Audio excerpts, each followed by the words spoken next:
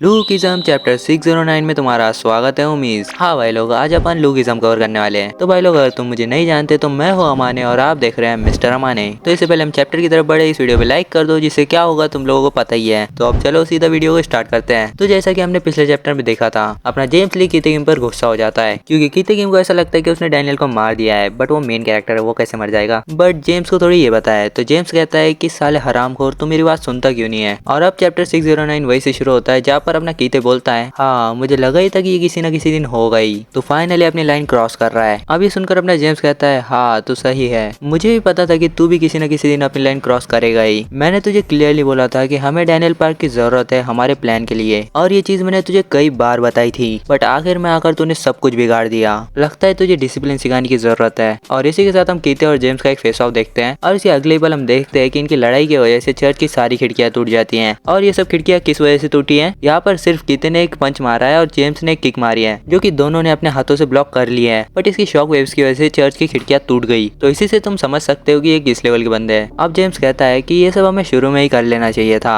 एक कुत्ता जो अपने मालिक की बात नहीं सुनता, उसे पनिश करना जरूरी होता है। और ये सुनकर अपना कीते बोलता है कि हाँ तू सही बोल रहा है, बट हमें इस शुरुआत में ही क्लियर कर लेना चाहिए था कि यहाँ पर कुत्ता कौन है। मतलब कि यहाँ पर तुम समझ सकते हो कि ये दोनों अपने ही भ्रम में जी रहे थे, ये दोनों अपने आप को ही बॉस मान रहे थे। खैर, अब जेम्स स्पीड मास्टर के साथ कीते पर एक किक करता है, जो कि कीते डॉज कर लेता है। जिसके बाद कीते स्ट्रेंथ मास्टर के साथ जेम्स पर पंच करता है, जो कि जेम्स डॉज कर लेता है। और फिर जेम्स स्पीड मास्टर के साथ फिर से एक किक करता है, जो कि कीते फिर से डॉज कर लेता है। और अब कीते स्ट्रेंथ मास्टर के साथ एक पंच करता है, जो कि जेम्स ब्लॉक कर लेता है। बट यहाँ पर लगता है कि जेम्स यहाँ पर थोड़ा स्ट्रगल कर रहा है। और अब ये देखकर कीते बोलता है, बट तू देख ही सकता है, मुझे नहीं लगता यहाँ पर ज्यादा टाइम लगेगा ये डिसाइड करने के लिए कि हम में से ऊपर कौन है। और ये बोलते हुए कीते जेम्स पर एक खतरनाक पंच मारने वाला होता है, जिससे कि यहाँ पर आसपास पूरा ब्लैक और छा जाता है। बट हम जेम्स को देख सकते हैं, जहाँ पर उसका आधा चेहरा अभी भी कलर था, मतलब कि उसने अपना पाथ एक्टिवेट कर लिया है। And in the next second वो कीते का पंच भी डॉज कर लेता है। और इसके बाद मुझे लगता है कि जेम्स ने कीते पर अटैक किया था, जिससे कि ये पूरा चर्च डिस्ट्रॉय हो जाता है, जैसे कि जगन वाले टाइम हुआ था। बट ये भी हो सकता है कि ये कीते के पंच के शॉक वेव्स हो, जिससे कि पूरा चर्च ही डिस्ट्रॉय हो गया। बट यहाँ पर जेम्स ने अटैक किया है, ऐसा मुझे इसलिए लगता है बिकॉज अब ये दोनों पीछे घसटते हुए जा रहे होते हैं। और यहाँ पर अपना जेम्स ली बोलता है, ये तुझ पर काम नहीं किया तो अब भी उसी तरह अनोइंग है जैसा पहले था। जिस पर कीते कहता है, आई अग्री, हम दोनों एक दूसरे के अपोजिट हैं। अब ये सब देखकर भड़वा जेंटलमैन कहता है, अभी अभी क्या हुआ, मैं उनके मूवमेंट्स भी ट्रैक नहीं कर पाया। अब इसके बाद जेम्स बोलता है, क्योंकि दे तुझे नहीं लगता हमें इस चीज का एंड देख ही लेना चाहिए। और इस पर कीते बोलता है कि हाँ जरूर, ये तेरा एंड होगा। जिसके बाद जेम्स काफी स्पीड में कीते की तरफ भागता है, जिसके पीछे से पूरा लाइटनिंग और आ रहा होता है। और सेम कीते भी जेम्स की तरफ भाग रहा होता है, जिसके पीछे से ब्लैक और आ रहा होता है। अब यहाँ पर हमें फिर से इनके फेस दिखाए जाते हैं, जहाँ पर जेम्स के पीछे लाइटनिंग हो रहा होता है और कीते के पीछे ब्लैक हो रहा। बट यहाँ पर ये दोनों ही बुरे इंसान है। और इससे पहले ये दोनों एक दूसरे पर अटैक करे, इनके बीच में उड़ती हुई मिस किम आ जाती है। और मिस किम को इधर फेंकने वाला कौन है? ये है चांगसू। अब यहाँ पर चांगसू बोलता है, तुम दोनों से मेरा पैसा कौन देने वाला है, ये जल्दी डिसाइड करो। जो मेरा पैसा देगा मैं उसी की तरफ से लड़ूंगा। मुझे नहीं पता कि तुम लोगों का प्लान क्या है, बट तुम लोग अपने अलाय के साथ कैसे लड़ सकते हो, खास करके तुम जेम्स ली। जिस जेम्स ली को मैं जानता हूँ वो इतनी जल्दी ट्रिगर नहीं होता। और ये सेम चीज तुझ पर भी लागू होती है। मैक्सिको के बंदे एक दूसरे से फाइट करना, ये तुम्हें बेनिफिट नहीं देगा। पहले दूसरी प्रॉब्लम्स पर ध्यान दो। क्यों, मैं सही कह रहा हूँ ना,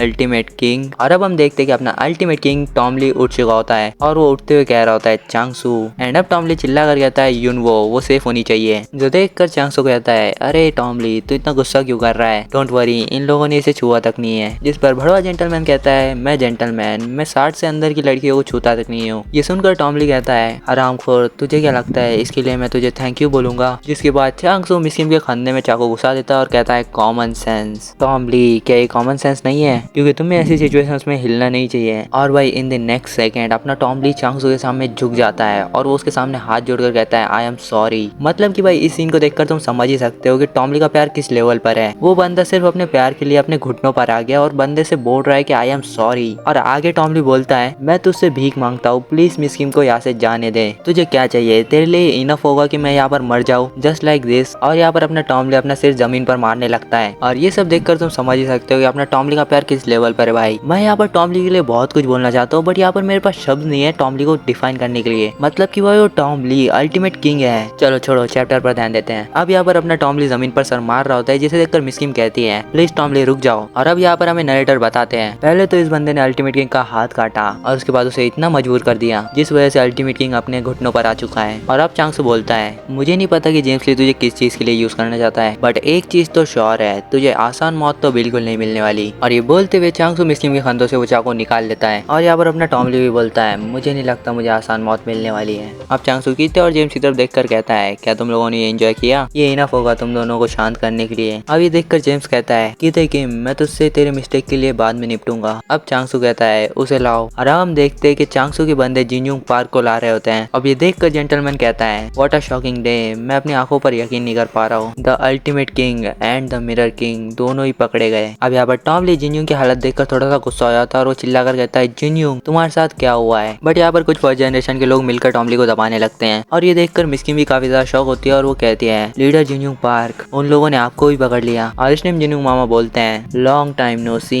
यूनवो, सॉरी मेरी इस हालत के लिए। अब जेम्स ली जिनयूंग पार्क की तरफ आते हुए कहता है तो हम फाइनली मिल ही गए, ये काफी लंबा टाइम था मिस्टर जिनयूंग पार्क, तुम्हें पता भी नहीं है कि मैं तुम्हें कितने लंबे टाइम से ढूंढ रहा हूँ। जेम्स ली को देखकर जिनयूंग पार्क कहते हैं अगर तू मुझे मारना चाहता है तो ये जल्दी कर। अब जेम्स ली जिनयूंग पार्क के सामने बैठते हुए कहता है तुम बहुत ज्यादा बदल चुके हो, तुम्हारी वाइफ टोटली डिफरेंट है, क्या तुम अवेक हो चुके हो। और ये सुनकर जिनयूंग पार्क जेम्स ली के मुंह पर थूक देते हैं और इस पर जेम्स ली बोलता है इस सिचुएशन पर मुझ पर थूकना ये काफी फिल्मी नहीं है। और इसके बाद जिनयूंग मामा बोलते हैं आजा चूस ले, हाँ उन्होंने यही कहा है। खैर अब जेम्स ली बोलता है मिस्टर जिनयूंग पार्क क्या तुम्हें पता है कि मैंने लाइटनिंग चोई को भी मार दिया है। और ये सुनकर मिस किम टॉमली जिनयूंग पार्क तीनों ही शॉक हो जाते हैं। और अब टॉमली कहता है क्या उन्होंने लाइटनिंग चोई को मार दिया, नहीं ये नहीं हो सकता। मतलब कि भाई लोग इससे हम लोग समझ सकते हैं कि सारा लंगड़ा लाइटनिंग चोई इन लोगों के लिए काफी इंपॉर्टेंट था। और इससे ये चीज भी समझ आती है कि लाइनमैन के पास जो सीडी है वो काफी ज्यादा इंपॉर्टेंट है। खैर अब जेंटलमैन बोलता है मैं जेंटलमैन मैंने ही लाइटनिंग चोई को मारा है, वो भी काफी ज्यादा स्मूथली। और अब ये सब सुनकर जिनयूंग पार्क काफी ज्यादा गुस्सा हो जाता है और काफी जोर से चिल्लाने लगता है। और जेम्स ली से कहते हैं जेम्स ली साले हरामखोर तू प्लान क्या कर रहा है, पहले तो तूने फर्स्ट जनरेशन को खत्म किया और उसके बाद अपनी पॉलिटिक्स स्टार्ट कर दी और अब तू कीते किम को अंडरवर्ल्ड का किंग बनाना चाहता है। साले हरामखोर तुझे चाहिए क्या, मुझे बता साले हरामखोर आखिर तू चाहता क्या है। और यहाँ पर जिनयूंग पार्क को कुछ तो समझ आया है जिससे वो थोड़ा शॉक हो जाते हैं। और जेम्स ली बोलता है अगर तुम चाहो तो भी मैं तुम्हें नहीं बताऊंगा। और अब जिनयूंग पार्क हंसने लगते हैं और कहते हैं तो मैं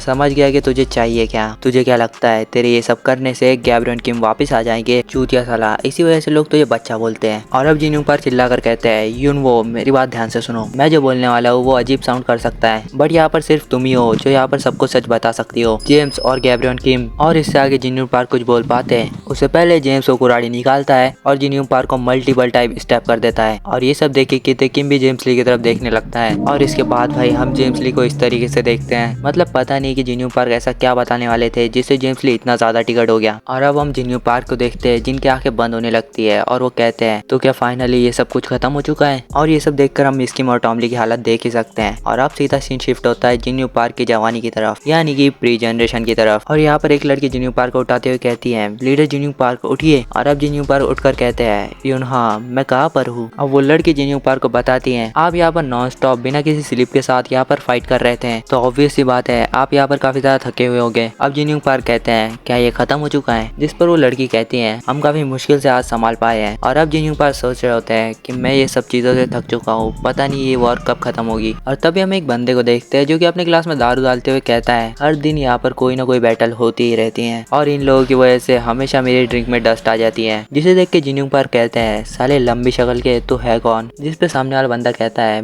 मुझे माफ करना, मुझे नहीं लगा था कि तुम सुन लोगे, मेरा नाम है चार्ल्स चोई। और हम बैकग्राउंड में करंट जिनयूंग पार्क की आवाज सुन सकते हैं जो बोल रहे होते हैं कि मुझे उसे उसी दिन मार देना चाहिए था, इस सब की जड़ वही बंदा था। और इसी के साथ चैप्टर एंड हो जाता है और चैप्टर के एंड में लिखा हुआ था कि अगला एपिसोड गैब्रियन किम के ऊपर होगा। और इसी के साथ ये वीडियो और ये चैप्टर यहीं पर खत्म होता है। आई होप तुम्हें ये वीडियो पसंद आई होगी और कमेंट्स में जरूर बताना कि तुम्हें मेरी एक्सप्लेनेशन कैसी लगी और मैं इसे आगे एक्सप्लेन करूँ या नहीं। बाकी मैं अगला चैप्टर अपने सेकंड चैनल पर कवर करने वाला हूँ, तो तुम जाकर उसे सब्सक्राइब कर सकते हो। और हाँ कमेंट्स में जरूर बताना कि तुम्हें एक्सप्लेनेशन कैसी लगी। इस वीडियो को लाइक कर दो, चैनल को सब्सक्राइब कर दो। मैं मिलता हूँ तुम्हें ऐसे किसी मजेदार वीडियो के अंदर, तब तक के लिए बाय।